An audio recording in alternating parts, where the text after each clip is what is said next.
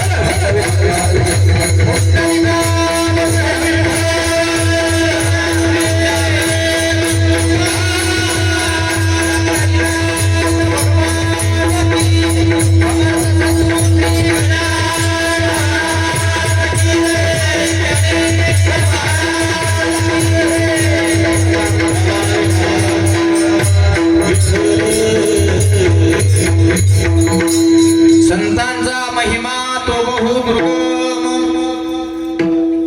शाब्दिकाचे काम नाही तेथे. बहु दुधड जरी झाली म्हैस गाय, तरी होईल काय कामधेनु. महायोग पीठे तठे भीमरथम,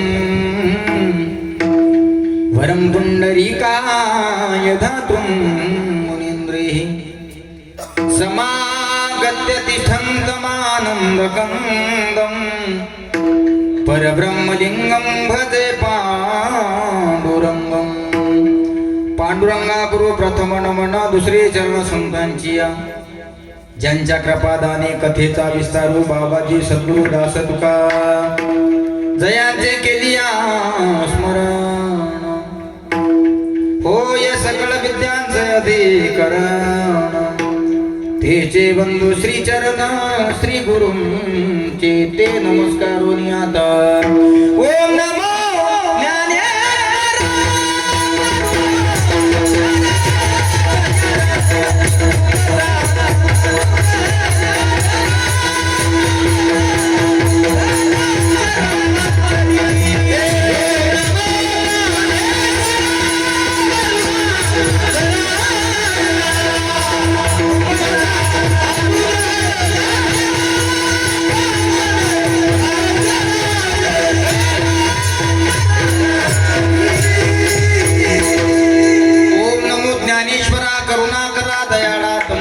प्रल्हादलो पावन झालो चराचरे.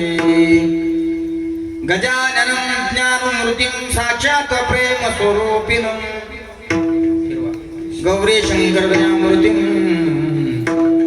भास्करं वंदे पुनः पुनः. नमो सद्गुरु तुकया ज्ञान दीपा नमो सद्गुरु सच्चिदानंद रूपा नमो सद्गुरु भक्त कल्याण मूर्ती नमो सद्गुरु भास्करा पूर्ण कीर्ती हृदय शिवा समकरून या माझ्या बैसले गुरुराया गजानना राधा मेरी स्वामिनी मैं राधे जी को दास जन्म जन्म मुहि दीजियो श्री वृंदावन को वास राधा राधा कहत ही सब व्याधा मिट जाय जन्म जन्म किया पदा राधा नाम सुनाय कृष्णाय वासुदेवाय हरे परमात्मने प्रणत क्लेशनाशाय गोविंदाय नमो नमः मनोजवं मारुततुल्यवेगं जितेन्द्रियं बुद्धिमतां वरिष्ठं वातात्मजं वानरदमुख्यं श्रीरामदूतं शरणं प्रपद्ये हे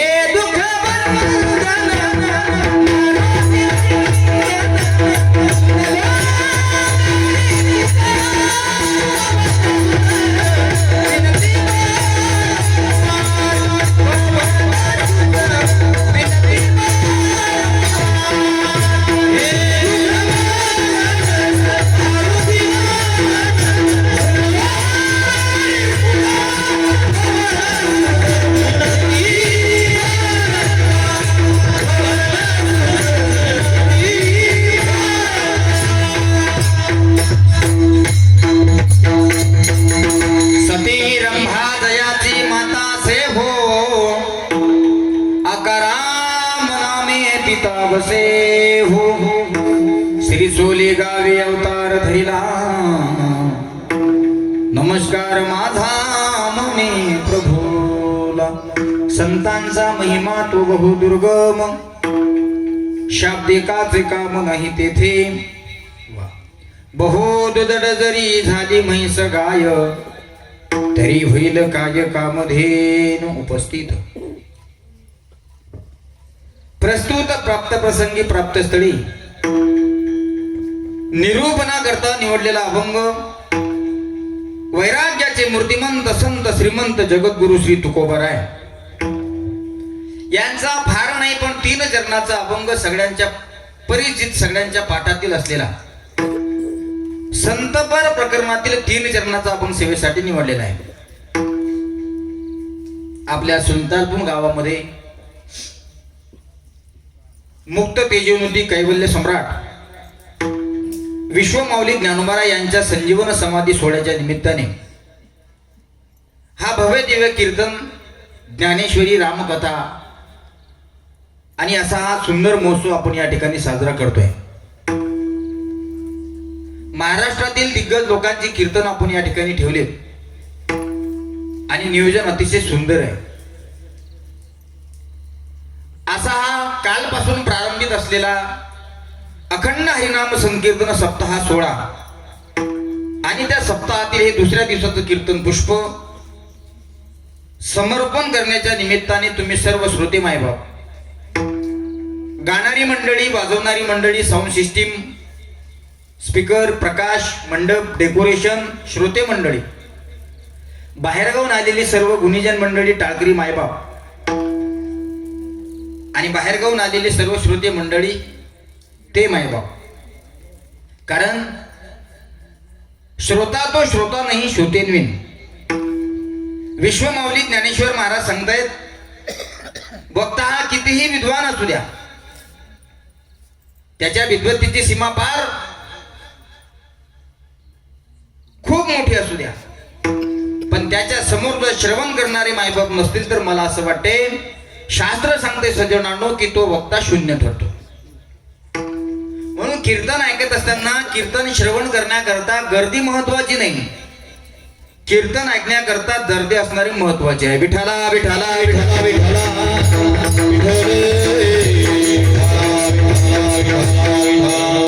आपण सगळे लोक भाग्यवान आहोत, खास करून सुलतानपूरकर ग्रामस्थ.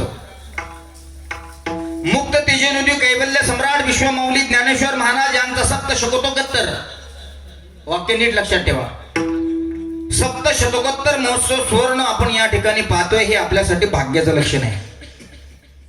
आजच्या संजीवन समाधी सोहळ्याच्या निमित्ताने विश्वमौली ज्ञानेश्वर महाराजांना 750 वर्ष संजीवन समाधी घेऊन पूर्ण होतात आणि विश्वमौली ज्ञानेश्वर महाराजांचा 750वा हा संजीवन समाधी महोत्सव आपण सगळेजण आपल्या डोळ्यानं अनुभवतो. मला असं वाटते हे आपल्यासाठी अत्यंत सौभाग्याचे लक्षण आहे.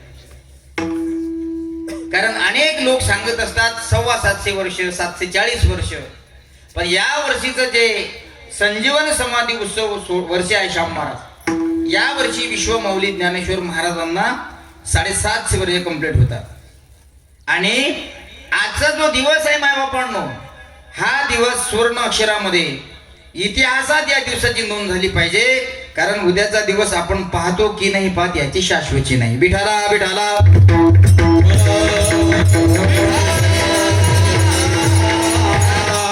म्हणून अतिशय सुवर्ण योग या ठिकाणी जोडून आला.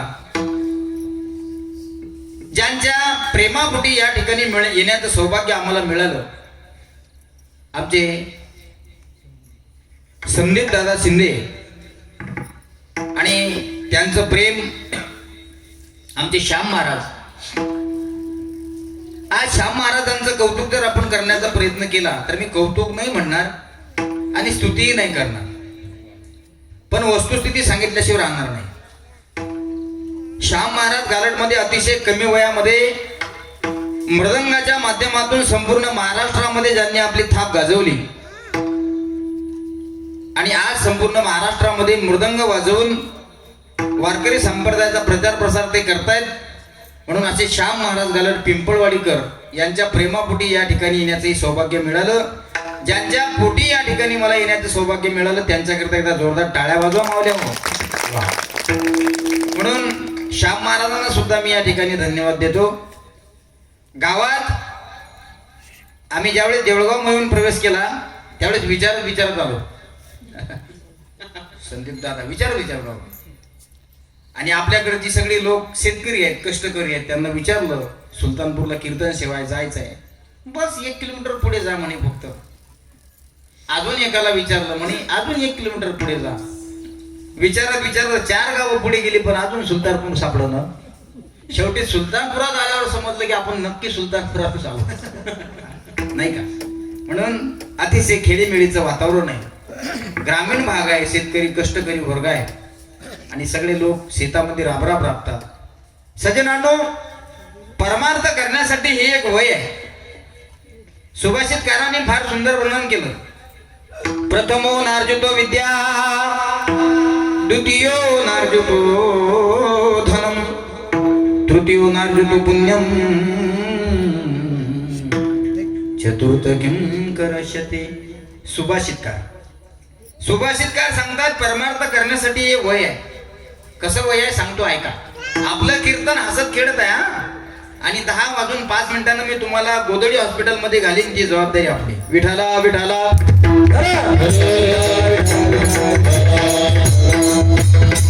वय आहे. प्रथम नार्जुतो विद्या. 1 पासून वयाचे 12 वर्षापर्यंत बाळ असतं. ऐका इकडे लक्ष द्या. वयाच्या 1 वर्षापासून वयाचे 12 वर्षापर्यंत प्रत्येक मुलगा प्रत्येक मुलगी हे बाळ असतं. 1 ते 12 वर्षापर्यंत त्याने कुठलेही गुन्हे केले तरी शास्त्राच्या नियमानुसार त्याला ते माफ केले जातात. म्हणून त्याला शिशुपाल असं म्हटलं जातं. शिशुपाल का म्हटलं जातं? कारण शी आणि शू करणं हे त्याचं काम असतं, म्हणून त्याला शिशुपाल म्हटलं जातं. 1 ते 12 संपलं, 12 ते 24 द्वितीयो नार्जुतो धनम. 12 ते 24 या वर्षामध्ये तुम्ही पैसा कमवा, पण घामाचा कमवा, बेमानीचा नाही. 12 ते 24 या वयोगटामध्ये तुम्ही पैसा कमवा सज्जनांनो. आणि 24 ते 12 प्रथमो नार्जितो विद्या द्वितीयो नार्जितो धनम तृतीयो नार्जितो पुण्यम चतुर्थ किम करोष्यति. ज्ञान मिळवण्यासाठी वय दिलेलं आहे, पुण्य कमावण्यासाठी सुद्धा वय दिलेलं आहे, पैसा संपत्ती कमावण्यासाठी सुद्धा वय दिलेलं आहे. जर लहानपणात विद्या मिळवली नाही, जर तरुणपणात पैसा कमावला नाही, जर म्हातारपणात पुण्य केलं नाही, तर शास्त्रकार सांगतायत चतुर्थ किम करोष्यति, चौथ्या वर्षात तुम्ही काय करसाल. आणि हे कीर्तन जीवनातल्या व्यथा दूर करण्यासाठी असतात, म्हणून परमार्थ करण्यासाठी सुद्धा वय लागतं. धन कमवा, पण धन कमावत असताना ते इमानदारीचं असलं पाहिजे. जोडून या धन उत्तम व्यवहार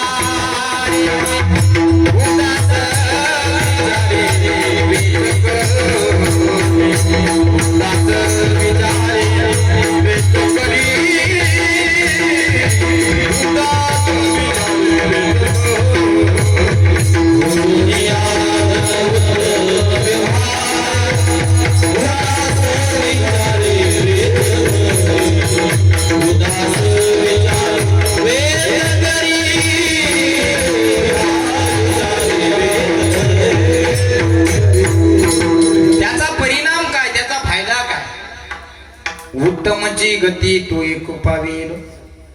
त्याचा परिणाम आणि त्याचा फायदा. जर उत्तम सार उत्तम गतीला आपल्याला जायचं असेल तर धन कमावत असताना योग्य व्यवहार करून कमवा.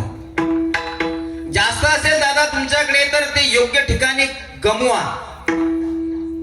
जास्त तुमच्याकडे धन असेल तर ते योग्य ठिकाणी गेलं पाहिजे, नको त्या ठिकाणी नाही गेलं पाहिजे. बरं माय पैसा आहे तो, आणि पैसा हा हाताचा मळ मानला जातो.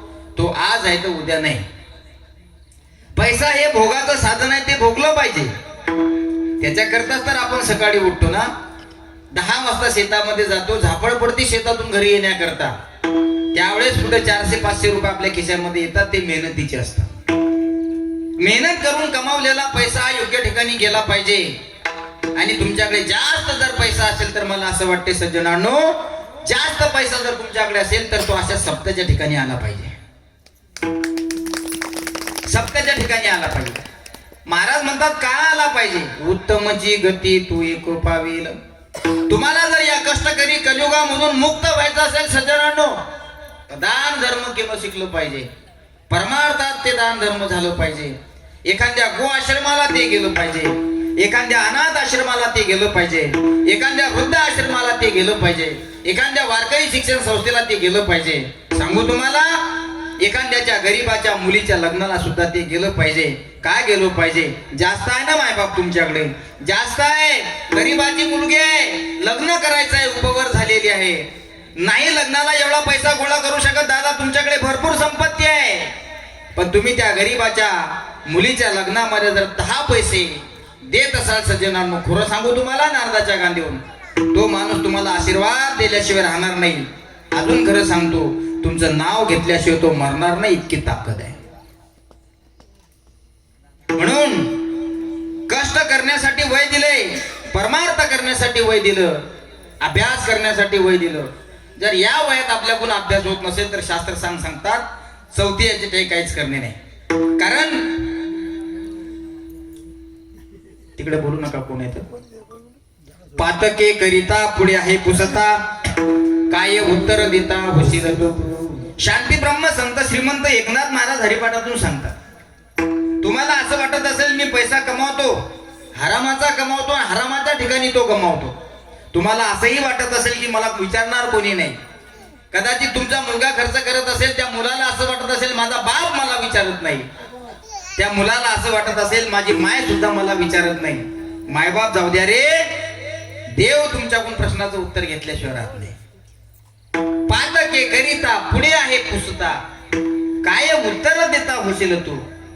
या प्रश्नाची अचूक उत्तर तुम्हाला देता आली पाहिजे. या करता माय बापांनो आतापासून तयारीला लागा. किती उपकार आहेत त्या संतांचे आपल्यावर, ज्यांनी आपल्याला तयारी करण्यासाठी सांगितलंय. विठाला विठाला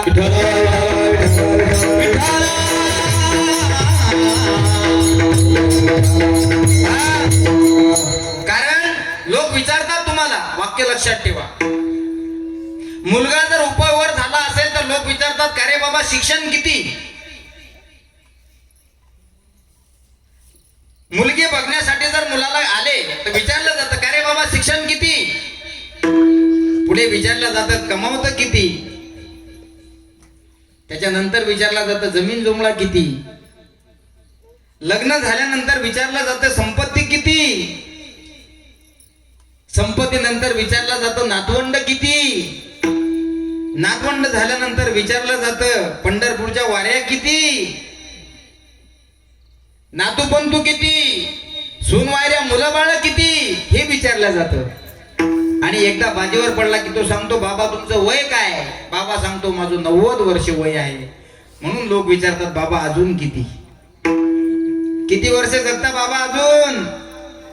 म्हणून हात जोडून विनंती असेल माझी तुम्हाला माझ्या मायबापांनो, या कष्टकरी कलियुगामध्ये जास्त दिवस जीवन जगल्यापेक्षा कमी दिवस जगून मेलेले माणसं कधी श्रीमंत आहे. कारण जास्त दिवस जगून पहा तुम्ही घरामध्ये जे घर तुम्ही स्वतः बांधलं हळाची काळ रक्ताचं पाणी अहोरात्र रात्रीचा दिवस केला. रक्ताचं पाणी केलं मायबाप. विचारलं जातं त्यांना बाबा हे कसं बांधलं. बाबा सांगतात दादा आम्ही आमच्या शेतावर राहत होतो रे. 35 वर्ष आम्ही नवरा बायकोने प्रपंच त्या शेतावर केला. पण शेतातून आलेले 4 पैसे आणि आमचे मुलं मुली सुखामध्ये घरामध्ये जावे याकरता रोडच्या कडेला दिसतं ना, रोडच्या कडेला ते रोडच्या कडेला जे घर आहे ना ते आम्ही आमच्या घामाने बांधलंय. तुम्ही बांधलेलं असतं सज्जनांनो ते घर. पण त्याच घरात तुम्ही स्वतःच्या कष्टाने कमावलेलं ते घर बांधलेलं घर आहे. त्या घरात तुम्ही जास्त दिवस जगून बघा. त्याच घरात राहणारी तुमची मुलं बाळ म्हणतात बाबा अजून किती अजून किती. ज्या पत्नीवर आपण फार प्रेम करतो ती पत्नी सुद्धा तुम्हाला म्हणते बस झाला आता कंटाळले तुम्हाला नातू बनतो म्हणतात ना असे. ज्या घरात तुम्ही राहता त्या घरातल्या सुनबाई सुनवायऱ्या ते सुद्धा तुम्हाला म्हणतात मामाश्री निरोप घ्या आता निरोप. म्हातारा म्हणतो अरे हे घर मी बांधलेलं आहे, माझा हक्क आहे, माझा अधिकार आहे या घरामध्ये बसण्याचा. काही कालांतरानं बाबाला त्या घरातून बाहेर जाता येत नाही. काही कालांतरानं त्या घरातून बाबाला लघुशंकेला मलमूत्र विसर्जन करण्याकरता जाता येत नाही. म्हणून बाबा ज्या पलंगावर बसलेत ना त्याच पलंगाच्या खाली एक टोपलं ठेवलं जातं. टोपलं आणि टोपलं ठेवलं जातं. टोपलंच म्हणतात ना तुमच्याकडे. टोपलं टोपलं घमिलं घमिलं घमिलं घमिलं टोपलं. कारण त्याला काही काही भाषेत घमिलं म्हणतात, काही काही भाषेत टोपलं म्हणतात आणि बंजारी भाषेत त्याला टोकणं म्हणतात. टोकणं ऐका इकडे बंजारी लोक आजूबाजूला असतील इकडे परिसरात ऐका. आपण त्याच्या बाजीच्या खाली ठेवतो. म्हणून काही लोक म्हणतात बाबा घर जरी तुम्ही बांधलं असलं ना तरी घरामध्ये थुकायचा तुम्हाला अधिकार नाही. याचं कारण आहे जास्त दिवस जगून पहा लोक तुमच्या मरणाची वाट पाहतात. काय म्हणते घरातली पत्नी माहित आहे तुम्हाला. बाईल म्हणती खड मरता तरी बरे. बाईल म्हणती खड मरता तरी बरे.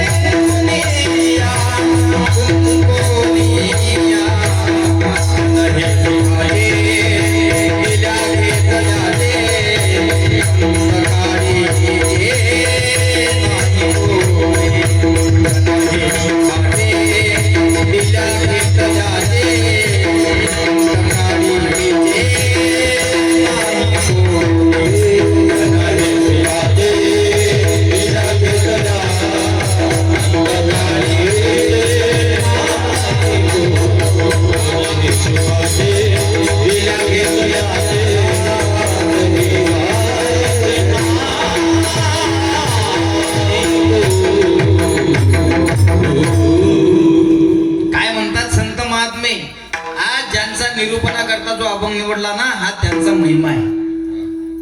काय म्हणतात संत. बाईला म्हणती खड मरता तरी बरे. नासी येले घरी थुंकुनिया. पुढे ऐका. जनही सुखाचे दिल्या घेतल्याचे काळीचे नाही कोणी. महाराज ही कीर्तन कशा करता असतात मायबापांनो? या ठिकाणी बसलेल्या माझ्या आजीप्रमाणे आईप्रमाणे सगळी मंडळी आहे, म्हणून कीर्तनामध्ये विनोदही होतो. पण कीर्तन ऐकून तुमच्या डोक्यातले जे किडे मरतील न समजून घेतलं पाहिजे की कीर्तन तुमच्या मस्तकात बसलं. कारण कीर्तन प्रवचन कथा जीवनातल्या व्यथा दूर करत असतात. आणि कीर्तन झाल्यानंतर तुम्ही म्हटलं पाहिजे माय सांगत होता पण बरोबर आहे बरं. हे बरोबर आहे, हे तसंच आहे. प्रत्येकाची परिस्थिती तशीच आहे. जोपर्यंत देण्या घेण्याचा व्यवहार तुमच्याकडून होतो तोपर्यंत सगळे लोक तुम्हाला जीव लावतात. आणि एकदा का देण्या घेण्याचा व्यवहार तुमच्याकडून करता नाही आला मायबाप की लोक तुमच्या मरणाची वाट पाहतात. सब पैसे के भाई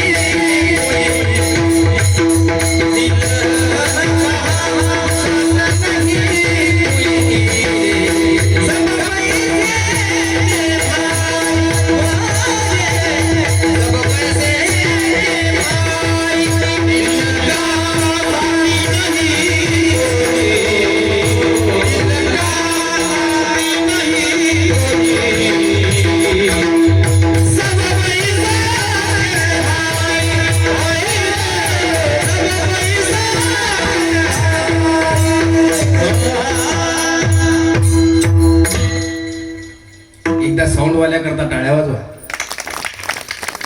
एक सांगू तुम्हाला सुनील दादा, महाराष्ट्रातील प्रसिद्ध साऊंड सिस्टीम पैकी एक साऊंड सिस्टीम म्हणजे Shivshakti digital sound system Dhananjay Jagdale शेलोडी.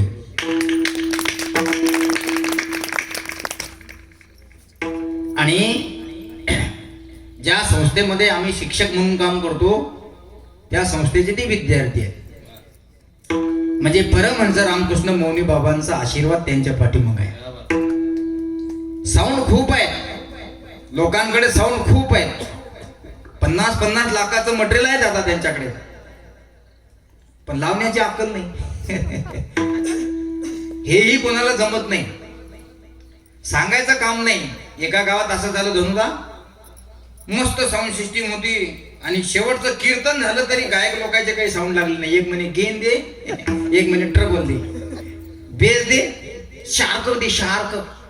कीर्तन झालं विठ्ठल जय जय झाल्यावर तो गायक त्या साऊंड वाल्याकडे गेला. साऊंड वाल्याला म्हणे का कीर्तन झालं पण मला आवाजच नाही झाला. साऊंड वाला म्हणे तू सारखे भक्कम पाहिले, तुलेच आवाज नव्हता म्हणे, मी काय करू. धनंजय जगदाळे आमच्या परिसरामध्ये नंबर 1 वर चालणारी साऊंड सिस्टीम म्हणजे धनंजय जगदाळेची साऊंड सिस्टीम. म्हणून एवढ्या खेड्या गावामध्ये ही सिस्टीम आलीच कशी याचाच मी विचारात पडलो.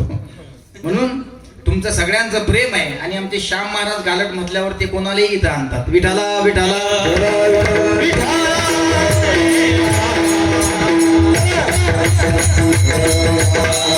साऊंड सिस्टीम गाणारे वाजवणारे जर चांगले असले ना तर मजा आहे. कारण कीर्तनामध्ये सुद्धा रंग देवता निर्माण करण्यासाठी ही लोक जीवाचं रान करत असतात. वाजवणारे अतिशय सुंदर आहे. आमचे विदर्भ गायन कोकिळा हनुमान महाराज, भजन सम्राट रामेश्वर महाराज नेवरे आणि ही सगळी मंडळी या ठिकाणी आली ना, अतिशय आनंद तुम्हाला 7 दिवस या ठिकाणी मिळणार आहे. बघा, आमच्यासारखे पडे कीर्तनकार जरी असले तरी ते 2 तास सहज पोपटासारखे पटपट बोलतील, इतकी यांच्यामध्ये एनर्जी आहे. चला पुढे. म्हणून तुम्ही आम्ही खेडी मेडी गदारुडी आनंदे. सिस्टीम अतिशय सुंदर आहे, बोलण्याचं काम नाही. गाण्याच्या वेळेस त्यांना काय द्यावं लागते हे सांगायचं काम नाही. नाहीतर गाणं चालू झालं की ते करतात कडक आणि बोलणं चालू झालं की विको. पण इथं तसं नाही, सांगायचं काम नाही. याच्यातला सुद्धा पट्टीचा पवनार असला पाहिजे, हे कळालं पाहिजे. म्हणून त्यांना काही सांगायची गरज नाही. आणि मोठमोठाले कीर्तनकार या सिस्टीमवर आतापर्यंत येऊन गेले आणि पांडुरंगाची कृपा असली तर येतील सुद्धा. ऐका, सब पैसे के भाई दिल का साथी नहीं कोई. पुढे ऐका, अपने पल्ल में जब पैसा आए तो सब सलाम करे, अपने पर जब बखत पड़ेगा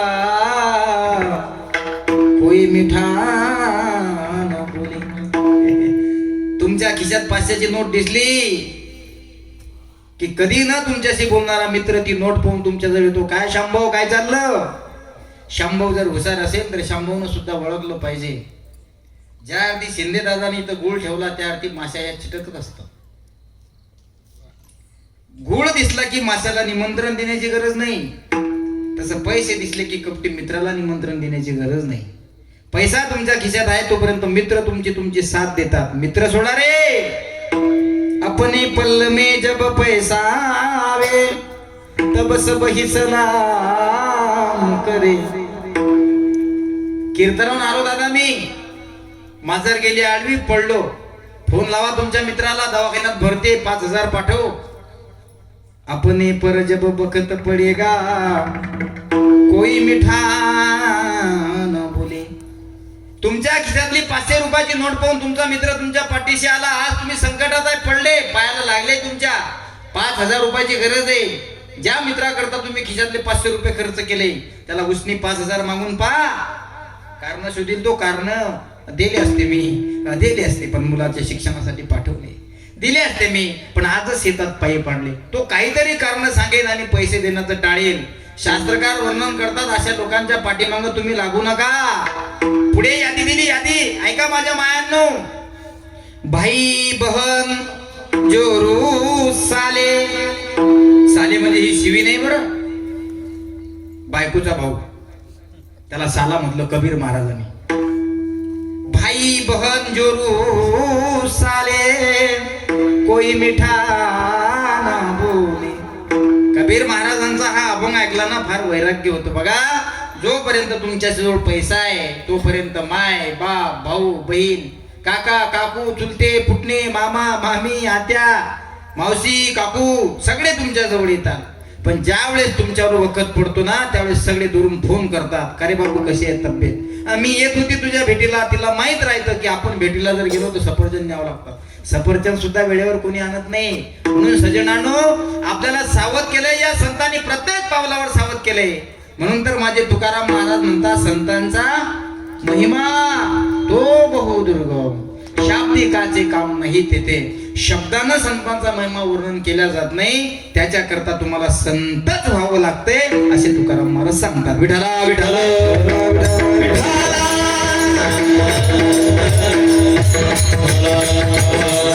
म्हणून आपण आतापासून सावध झालं पाहिजे. आपल्या सुलतानपूर गावामध्ये कालपासून अखंड हरिनाम सप्ताह सुरू झाला सज्जनांनो. सकाळी काकळा भजन आहे, त्यानंतर ज्ञानेश्वरी पारायण आहे आणि विश्व माऊली ज्ञानेश्वर महाराजांचा संजीवन समाधी सोहळा महोत्सव चालू आहे. बघा, 4 गोष्टी या विश्वामध्ये अत्यंत मॅजिकल आहे. श्याम महाराज 4 गोष्टी अत्यंत मॅजिकल आहेत. संत महात्मे काय करतात? संत महात्मे तमसुमाम ज्योतिर्गमय, अंधकाराकडून प्रकाशाकडे आणण्याचं काम संत महात्मे करतात. कोण केले? महाराज आम्ही अज्ञानी होतो, आम्हाला कळत नव्हतं. सांगा जरा समजावून. महाराज म्हणतात 4 गोष्टी आपल्यासाठी अमृतासारखे आहेत. 1 पंढरीचा पांडुरंग परमात्मा, 2 विश्वमूली ज्ञानोबा राय, 3 वैराग्याचे मूर्तिमंत संत श्रीमंत जगद्गुरु श्री तुकोबा राय आणि 4 हिंदवी स्वराज्याचे संस्थापक छत्रपती शिवाजी महाराज. महाराज 4 नाव तुम्ही आम्हाला सांगितली, पण चमत्कार म्हणजे आहे काय? आहे चमत्कार. आज पंढरीच्या पांडुरंग परमात्म्याकडे जर आपण दर्शनासाठी गेलो ना, 48 तास दर्शनबारीमध्ये लागणारा माझा वारकरी ज्यावेळेस माझ्या पांडुरंग परमात्म्याच्या डोळ्याकडे डोळे भरून पाहतो सज्जनांनो, 48 तास तो उभा राहिलेला असतो. पण ज्या क्षणी तो पांडुरंगाचे नेत्र पाहतो त्या क्षणी त्याच्या डोळ्यातून आनंदाचे अश्रू येतात, अर्थात प्रेमाचे अश्रू येतात. याचाच अर्थ असा आहे की पहिला शब्द विठ्ठल आहे, विठ्ठलाने आपल्याला प्रेम दिलं. दुसरा शब्द वापरला विश्वमौली ज्ञानोबा राय. ज्ञानोबा रायाने काय दिलं? अज्ञानी होतो दादा आपण. इतिहास जर उघडला तर या माणसाला आदिमानव म्हणायचे. कपडे घालण्याची अक्कल नव्हती, दात घासण्याची अक्कल नव्हती, काय खावं काय प्यावं कसं राहावं कुठं झोपावं याचं सुद्धा ज्ञान नव्हतं. म्हणजे अज्ञानीच होतो ना आपण. विठ्ठलाने प्रेम दिलं. विश्वमौली ज्ञानेश्वर महाराजांनी आपल्याला ज्ञान दिलं, म्हणून ज्ञानेश्वरी पारायण आहे. वाचावी ज्ञानेश्वरी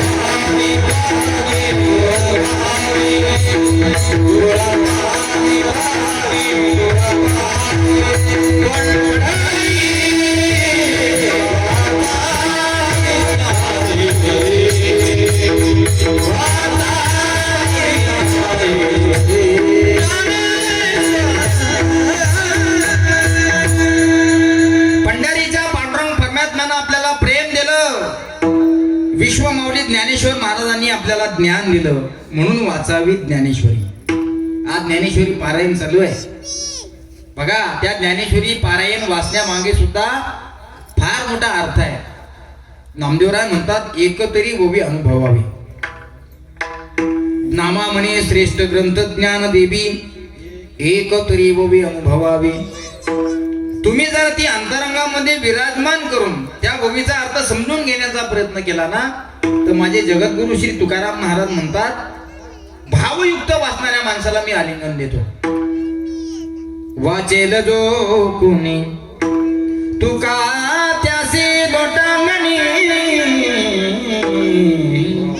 वाचेल जो कुणी.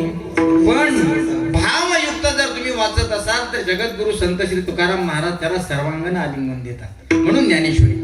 विठ्ठलाने प्रेम दिलं, ज्ञानेश्वर महाराजांनी ज्ञान दिलं. चला पुढे तुकोबानी काय दिलं. तुकोबाने काय दिलं असं जर आपण म्हणत असाल ना तुकोबाने तुमच्या बुद्धीतले डीएनए चेंज केले. विठाला विठाला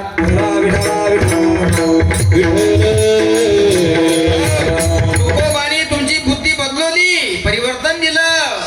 कसं परिवर्तन दिलं. वैराग्याचं बुद्धिबळ तुम्हाला दिलं. असं वैराग्याचं बुद्धिबळ तुम्हाला दिलंय ना. आज तुम्हाला वैराग्य झालंय म्हणून तुम्ही कीर्तनात आले. काही लोक कीर्तनाच्या आजूबाजूला बसलेले असतात पण इथं येत नाही. ते इथं येत नाही त्यांना दोष देऊन उपयोग नाही. हे त्यांच्या कुंडलीमध्येच लिहिलेलं आहे. खूप लोक असतात पण कीर्तनाच्या जागेवरती येत नाहीत, आजूबाजूला बसतात पण इथं येत नाही. काय येत नाहीत. काही लोक म्हणतील महाराज कीर्तनातून आम्हाला बोलू राहिले. अरे बाबा आम्ही तुम्हाला बोलत नाही. आमच्या समोर दररोज माय बापांनो 10,000 लोक कीर्तनासाठी असतात. किती 10,000 लोक कीर्तनासाठी असतात माय बापांनो.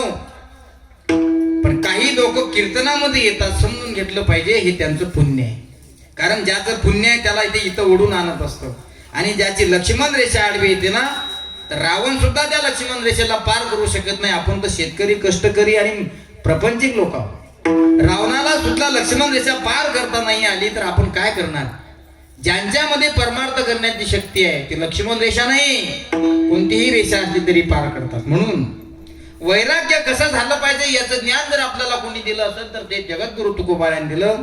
म्हणून तिसरे तुकोबा आणि चौथे हिंदवी स्वराज्याचे संस्थापक छत्रपती शिवाजी महाराज. शिवाजी महाराजांनी काय दिलंय.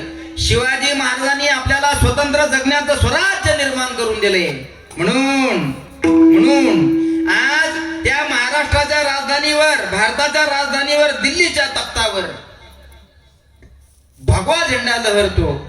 आणि भगवा झेंडा लहरल्यानंतर छत्रपती शिवाजी महाराजांनी दिली ती निशाणी पाहिल्यानंतर प्रत्येकाच्या अंगावरचे रोमरोम उभे राहतात. सांगल्या जात मी म्हणेल त्या राजधानीवरती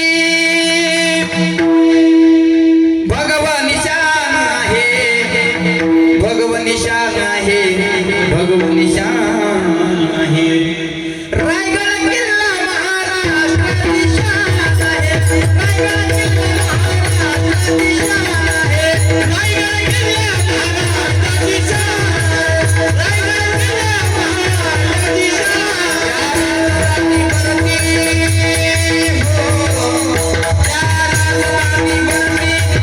भगवान निशाण आहे, भगवान निशाण आहे. रायगड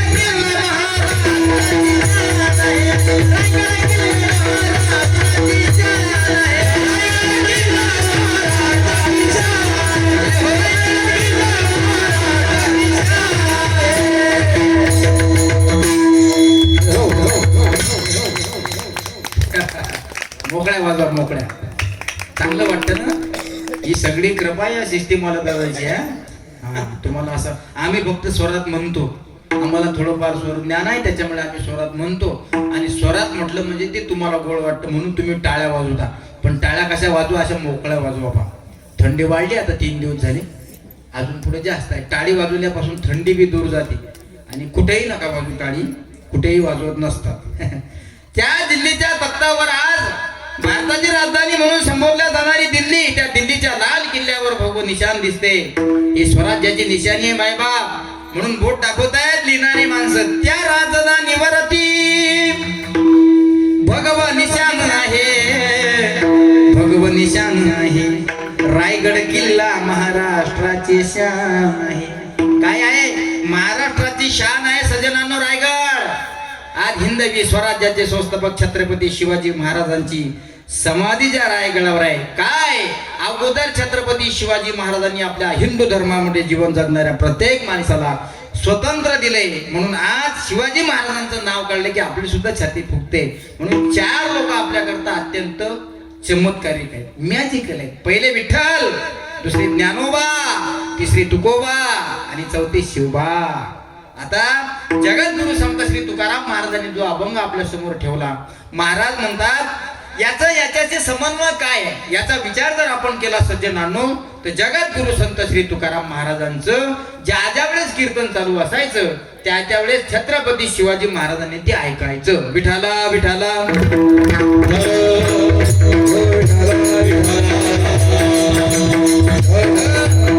छत्रपती शिवाजी महाराज तुकोबाचं कीर्तन ऐकत होते. माय तुम्हाला असं वाटत असेल तुकोबाचा आणि शिवबाचा काय संबंध? खूप संबंध होता. छत्रपती शिवाजी महाराजांना जागोजागी मार्गदर्शन तुकोबाचं होतं. फरक एवढाच होता की एक शस्त्राने घात करत होता आणि दुसरी शब्दाने घात करत होते. कारण संतांचे शब्द हे शस्त्रापेक्षा कमी नाहीत. बघा आज संजीवन सोहळ्याच्या निमित्ताने आपण सगळे लोक एकत्रित आहोत आणि कीर्तनाची वेळ सुद्धा अर्धा तास शिल्लक राहिली आपल्याकडे. कधी 10 वाजून जातील तुम्हाला कळणार नाही. जसे तुम्ही आतापर्यंत ऐकता तसे शेवटपर्यंत ऐका म्हणजे झालं. साधूचे शब्द हे शस्त्राप्रमाणे असतात आणि सर्वसामान्य माणसाचे शस्त्र हे शस्त्रासारखेच असतात. तुकोबाने अभंग खर्च केला हनुमान महाराज. धर्माचे पालन करणे पाखंडा खंडन हे जी आम्हा करणे काम. हा उपदेश कोणाला करतात? हा उपदेश हिंदवी स्वराज्याचे संस्थापक छत्रपती शिवाजी महाराज यांना करतात. तुकोबाचं कीर्तन चालू आहे, कीर्तन रंगात आलं. जिजाबाई साहेबांनी छत्रपती शिवाजी महाराजांना कीर्तन श्रवण करण्यासाठी घेऊन आलेले आहे. तुकोबांनी नेत्र बंद केले. पंढरीच्या पांडुरंग परमात्म्याच्या व्यतिरिक्त माझ्या तुकोबाला काही दिसत नव्हतं. किती श्रोते कीर्तन ऐकण्यासाठी आली याचंही सुद्धा तुकोबाला भान राहत नव्हतं. कर्म धर्म सुदैवानं कीर्तन रंगात आलं आणि तुकोबाने डोळे उघडले. जसे तुकोबाने डोळे उघडले तसे तुकोबाच्या समोर शिवबा बसलेले दिसले. शिवबा आपण छत्रपती शिवाजी महाराजांनी तुकाराम महाराजांना नमस्कार करावा, त्यांच्या चरणाला स्पर्श करावा. महाराज आपण मला मार्गदर्शन करावं. 80% मार्गदर्शन तुकोबाचं छत्रपती शिवाजी महाराजांना. अज्ञानी आहे पण काही लोकांना माहित नाही अजून. तुकोबाचं कीर्तन ऐकत होते शिवबा आणि कीर्तनातून तुकाराम महाराजांनी शिवबाला उपदेश केला. राज या समाजाला आम्ही शब्दाने सुधारण्याचा प्रयत्न करतो, शब्दानं समाज सुधारत नाही. राज हा समाज शब्दानं आम्ही सुधारण्याचा प्रयत्न करतो राज. पण तुम्ही शब्द वापरू नका राज, तुम्ही शस्त्र वापरा राज. करणे पाखंड खंडन, पापाचं खंडन करायचंय. जेवढं आमच्याकडून पापाचं खंडन होईल तितकं आम्ही शब्दानं करण्याचा प्रयत्न करू आणि जितके पापी माणसं तुमच्याकडून मरतील तितके तुम्ही शस्त्रानं मारण्याचा प्रयत्न करा. म्हणून जगद्गुरु संत श्री तुकाराम महाराजांचं कीर्तन छत्रपती शिवाजी महाराज ऐकत होते. म्हणून आज महाराष्ट्राचे अलंकार हे गड किल्ले आहेत आणि महाराष्ट्राचे अलंकार हे गड किल्ले आहेत. म्हणून कुठे जर तुम्ही गेलात तो लोक विचारतात तुम्ही त्या महाराष्ट्रात राहता का ज्या महाराष्ट्रामध्ये शिवनेरी किल्ला आहे? सांगता येतं हो मी त्याच महाराष्ट्रात आहे. अरे वा. तुम्ही त्या महाराष्ट्रात राहता का ज्या महाराष्ट्रात रायगड आहे? हो रायगड त्याच महाराष्ट्रात आहे. अरे वा. हिंदवी स्वराज्याच्या छत्रपती शिवाजी महाराजांच्या पावन भुईस पदस्पर्शाने पावन झालेली धरती आहे. आज जगातल्या लोकांनी आपल्या महाराष्ट्र अवलोकन करावं. याच्या पाठीमागे जर कोणाची ताकद असेल ना सज्जनांनो तर ती जगद्गुरु संत श्री तुकाराम महाराजांची. म्हणून तुकाराम महाराज साधकाला उपदेश उपदेश करताना साधकांनी तुकोबाला उपदेश करावा की तुम्ही ज्याच्याबद्दल आम्हाला वर्णन सांगताय ना त्यांचं सविस्तर वर्णन सांगा. माझे तुकोबा छातीवर हात ठेवून सांगतात, बाबा रे, ज्यांचं वर्णन तुला ऐकायचं आहे ना त्यांचं वर्णन शब्दानं केलं जात नाही. अभंगाच्या पहिल्याचा महिमा तो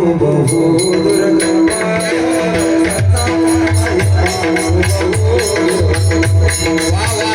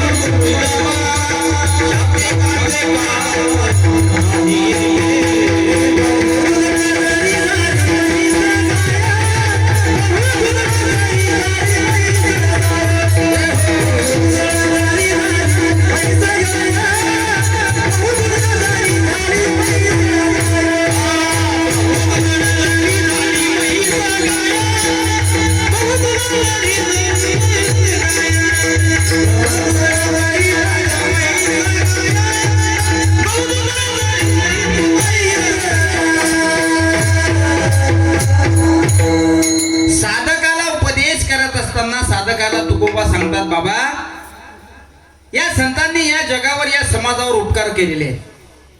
म्हणजे मला कळालं नाही, आणि ही लोक उपकार करण्याकरताच आलेले आहेत. येथे उपकारासाठी आले येथे उपकारासाठी आले घर ज्या वैकुंठी.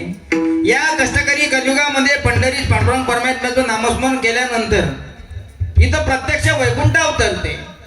आणि तुम्ही ज्याला घर म्हणताय त्या घरात जर तुम्ही नामस्मरण करत असाल ना तर ते घर घर राहत नाही मायबाप, ते वैकुंठ होतं.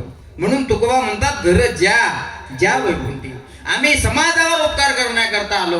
म्हणून माझे तुकाराम महाराज त्या साधकाला सांगतात की बाबा रे, हे संत महात्मे उपकार करण्यासाठी इथे आलेले असतात. तुम्ही तर का उपकार करतात, का उपकार करतात, कशासाठी करतात, काय देणं घेणं आहे तुमचं त्यांना, तरी सुद्धा आपल्यावरती उपकार का करतात. महाराज म्हणतात, मला माहित आहे हा जीव आहे, हा जन्माला आला की मरणार आहे, पण मरत असताना तडपू नाही मेला पाहिजे. कसा मेला पाहिजे, मुक्त गतीला प्राप्त झाला पाहिजे. महाराज म्हणतात, मुक्त होता परी बळे झाला बद्ध, घेऊन या छंद माझे. आपण सगळे मुक्त आहे पण बद्ध होतो, आपलं डोकं काम करत नाही. महाराज म्हणतात, का काम करत नाही, अरे सकाळी उठल्यापासून रात्री झोपेपर्यंत फक्त प्रपंचाचाच विचार आपण करतो, म्हणून बद्ध गोष्टता डोक्यामध्ये घुसते. काय घुसते, बद्ध गोष्टता, काम करत नाही. संध्याकाळी आपण आज जेवण केलं की उद्या काय खावं याचा विचार आपण करतोच की नाही. आपली पत्नी जर चांगला स्वयंपाक करत असेल, तिला विचारलं जातं, अगं ये काय केली भाजी, ती सांगते फोडणीचं वरण. अरे वा, उद्या काय करणार आहे, म्हणजे आता फोडणीचं वरण खाल्लं की उद्या काय करणार आहे याचं नियोजन अगोदरच लावून ठेवतो. म्हणजे आपण मुक्त आहे पण बद्ध झालेलो आहे.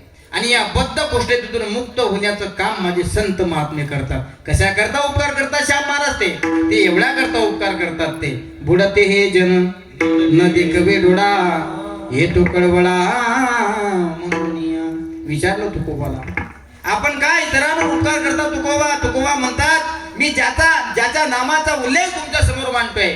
तुम्ही आहे प्रपंचामध्ये, कोण म्हणते प्रपंच करू नका, प्रपंचामध्ये चांगल्या पद्धतीने राहा. चांगला प्रपंच करा. अरे आम्हीही चांगला प्रपंच केला, हा समाजही चांगला प्रपंच करतोय, पण आम्ही जसा केला तसा तुम्ही करा. त्याने विचारलं तुम्ही कसा केला? तुकोबा म्हणले आम्ही केला, पण संसाराच्या नामे घालून या शून्या.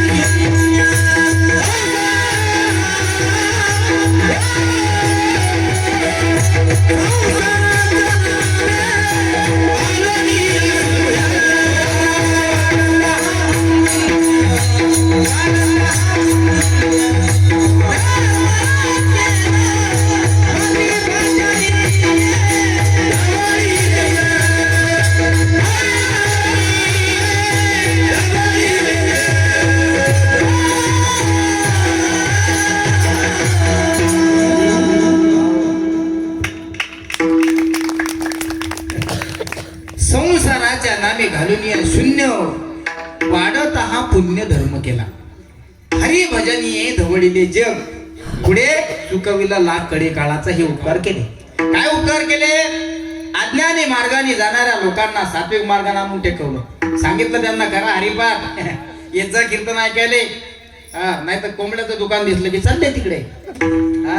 हे कोंबड्याचं दुकान पाहून जाणारे लोक कोंबड्यासारखे टांगल्या जातात, हे विधीचं विधान आहे. तुम्हाला काय वाटतं? आम्ही कोंबडे खातो आहे ना? हे गावाच्या गावखरीत बस स्टँडच्या बाजूला असतं पुराळ कोंबड्याचं, त्याच्याच बाजूला बोकड्याचं असतं. जाणारे लोक त्या बोकड्याला खातात, ते मेलेलं असतं.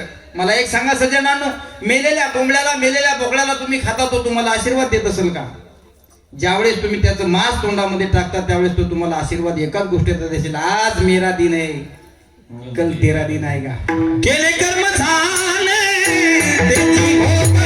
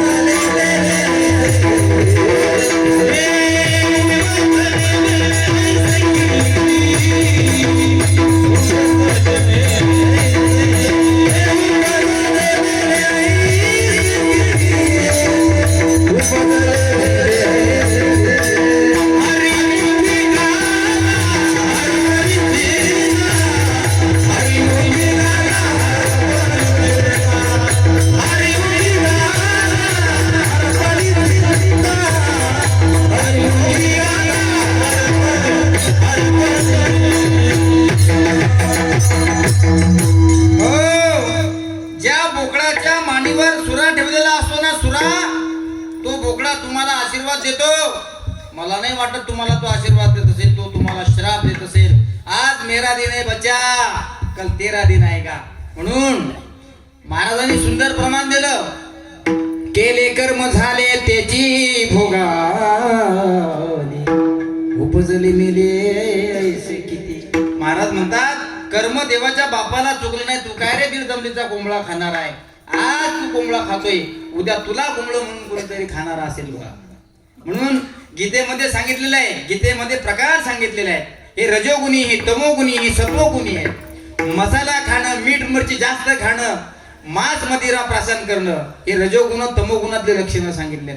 मला ते सांगायचं नाही. या आठ रस्त्याने जाणाऱ्या लोकांना मंदिराचा रस्ता दाखवण्यासाठी काम करतायत. म्हणून मंदिराचा रस्ता कोणाला दाखवला पाहिजे? माझे तुकाराम महाराज म्हणतात, साधका मंदिराचा रस्ता दाखवण्याचं काम हे माझे संत महात्मे करत असतात.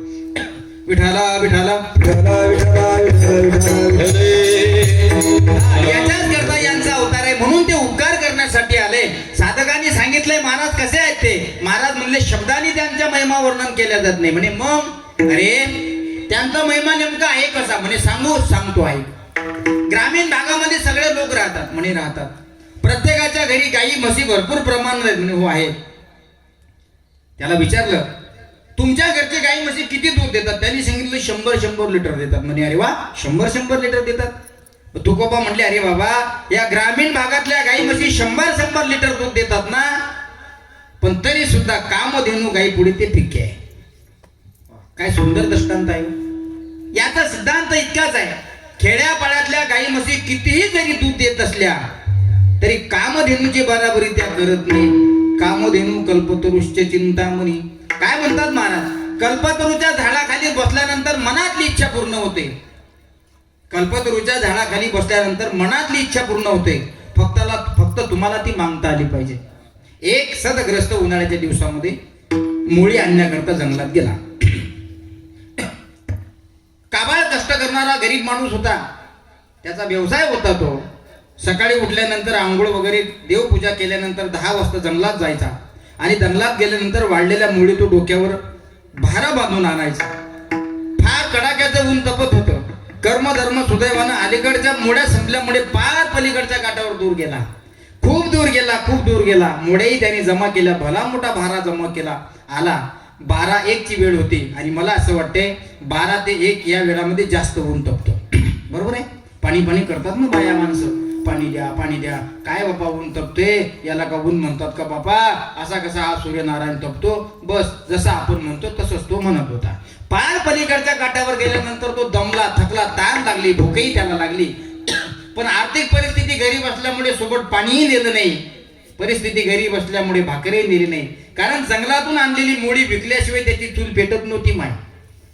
त्यानं मोळी आणली डोक्यावर. दमला तो. पार पलीकडच्या काठावर अलीकडच्या काठावर आला. पण कर्मधर्म सुदैवानं त्याला असं वाटलंय 12-1 ची वेळ आहे म्हणून कुठंतरी थोडं बसलं पाहिजे. बसला शाम मारतो एका झाडाखाली बसला. मृगजळ दिसते आजूबाजूला. औरत चौरस्त्याने दोन्ही डोळ्यांनी पाहिलं. उन्हाच्या झावा त्याला दिसत होत्या. भूकही भरपूर लागली होती आणि ताणही त्याला खूप लागली होती. हनुमान महाराज मनात त्यानं विचार केली, एवढे मोठे उन्हाळ्याचे दिवस आहेत, 1 वाजला, किती ऊन तपते. फार दुरून मी मुळीचा भारा आणला. आता जर मला फिल्टरचं पाणी मिळालं असतं तर फार चांगलं झालं असतं. ज्या झाडाखाली तो बसला ते झाड कल्पतरूच आहे. कल्पना मनात केली, माय मला फिल्टरचं पाणी भेटलं पाहिजे. लगेच आली मग बिसलेरी. इकडे तिकडे पाहिलं. एवढा कोण दीनदयाल आहे म्हणे ज्याने मला फिल्टरचं पाणी दिलं. म्हणजे जाऊ द्या, चौकशा करायला पुरत नाही ना. पैसे न देता फुकट भेटले मग पिऊन घ्यायची. फुकट भेटली की प्यायची. म्हणजे दुसरं नका म्हणू बरं, बिसलेरी म्हणतो मी. फुकट भेटली ना प्यायची. घेतली पिऊन. थंडगार, मन तृप्त झालं, डोकं शांत झालं, थोडं ऊनही कमी झालं. पण त्यानं तितक्यावर तो थांबला नाही. ज्या झाडाखाली बसला ते झाड कल्पतरूच आहे. फिल्टरच्या बिस्लेरीची अपेक्षा केली, बिस्लेरी त्याला मिळाली. तितक्यावर थांबला नाही. म्हणे अरे वा, बिन मागायची बिस्लेरी मिळाली. इथं जर पंचपाकोनाचं जेवण भेटलं असतं तर फार बरं झालं असतं. बघा, देव देतो तुम्हाला, पण तुमचेही हात लय लंबे असतात ना. देव देतो तुम्हाला. अल्लाह देता है तो चप्पल फाड़ के देता है. देव देतो तुम्हाला प्रत्येकाला, फक्त तुम्हाला घेता आलं पाहिजे. नाहीत मग देव द्यायला लागला की हे दे ते दे. देव म्हणतो बस झालं ना भाऊ. जितके पाय तितकं आतून पांगवलं पाहिजे, नाही का? बिस्लेरीची बॉटल त्याला मिळाली. पाणी पिऊन तृप्त झाला. भूक लागलेली होती. मनात इच्छा केली, इथं जर पंचपाकोनाचं जेवण आलं असतं तर फार चांगलं झालं असतं. म्हणता काय पाटील? लगेच पंचपाकोनाचं आलं. श्री बालाजीचा बेत. श्री म्हणजे श्रीखंड, ला म्हणजे लाडू, जी म्हणजे जिलेबी, बा म्हणजे बासुंदी. तोंडाला पाणी सुटू देऊ नका. हे त्या दृष्टांतात त्याला मिळालं त्याला. पाणी मागितलं, मनातली इच्छा पूर्ण झाली, पाणी भेटलं. भोजन मागितलं, ते काय बेसन भाकरीचं जेवण होतं का माय? पंचपक्वान्नाचं होतं. श्री बालाजीचा बेत. अति सुंदर पक्वान्न होते. मस्त तुपटीचं ढेकर दिलं, जेवण केलं, बस तिथं पडला. आता जास्त जेवण झालं की झोप येते. उन्हाळ्यात सगळ्या लोकांना कामं काय असतात, शेतात काही काम नसतात. जास्त जेवण झालं की बसले उन्हाच्या सावलीत, निंबाखाली नाही तर मग आंब्याखाली. घर जर सफरा झाली तर तिथं बसतात. जास्त जेवण झालं की माणसाला झोप येते आणि जास्त कीर्तन चांगलं झालं की तिथं झोप येते. विठाला